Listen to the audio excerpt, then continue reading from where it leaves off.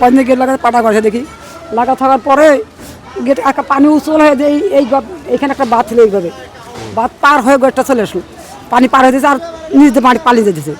আমি যে এত চিল্লাতেছি হ্যান্ডেল নিয়ে, কেউ আর আসে না আগায় যে গেটটা খোলা। আমি গেট খোলাও আমার বাড়ি গেল কারণ আমি এখন কী করবো বাবা, আমি তো গরিব মানুষ, আমি তো মাসে মাসে কর্ম করি খাই, হাজিরা করি মুজুরি করে খাচ্ছি আমি। এখন আমি কি করবো তোমরা বাবা 10 জানো, আমি জানি না বাবা।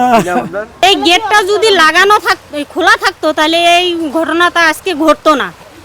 এই গেটের হ্যান্ডেল ইচ্ছা স্বাধীন মতন যে যে ব্যবহার করে। আমরা যদি কাউকে বলি ও বলে ওকে, ও বলে ওকে, এইভাবে তো এই ঘটনাটা আজকে ঘটনাটা ঘটলো।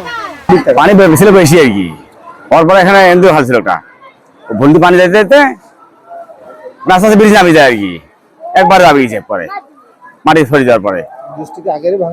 না ভাঙা ছিল না, সব ঠিক ছিল, ব্রিজটা ভালো ছিল, পানি চাপের কারণে ব্রিজটা চলে গেছে। এখানে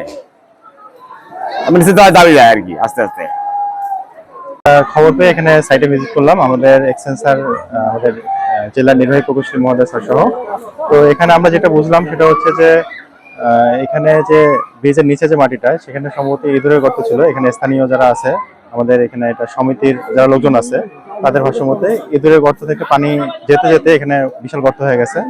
তো এনারা আর সময় পাননি, এবং আমাদের এই 2 ভেন্টের সুইচ গেটটা পর্যাপ্ত ছিল না জন্য আমরা নতুন 6 ভেন্টের একটা সুইচ গেটের চাহিদা অলরেডি দিয়ে রাখছি আমাদের জেলা পর্যায়ে, এই হেডকোয়ার্টার পর্যায়ে। ছিল পানি চাপের কারণে ব্রিজটা চলে গেছে। এখানে একটা বাঁধ ছিল, এইভাবে বাঁধ পার হয়ে গেটটা চলে আসলো, পানি পার হয়ে দিয়েছে আর নিজে পানি পালিয়ে যেতেছে।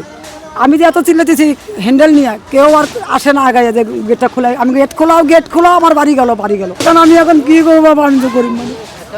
এই গেটটা যদি খোলা থাকতো তাহলে এই ঘটনাটা আজকে ঘটতো না। এই গেটের হ্যান্ডেল ইচ্ছা স্বাধীন মতন যে যে ব্যবহার করে। আমরা যদি কাউকে বলি ও বলে ওকে, ও বলে ওকে।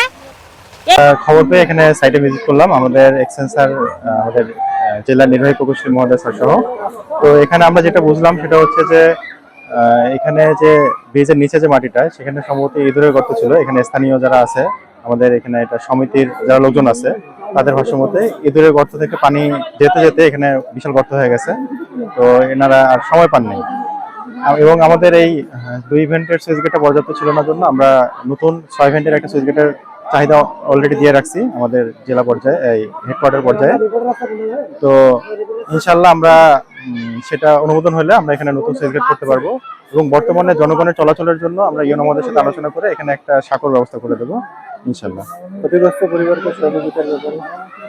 ক্ষতিগ্রস্ত পরিবারের সহযোগিতার ব্যাপারে আমি ইউনো মহোদয়ের সাথে কথা বলছি। ইউনো মহোদয় আলোচনা করে, এটা তো আমরা আসলে এখনই বলতে পারবো না, ইউনো মহোদয়ের সাথে আলোচনা করে যতটুকু সহযোগিতা করা যায় সরকারের পক্ষ থেকে আমরা সেটা করার চেষ্টা করবো ইনশাল্লাহ।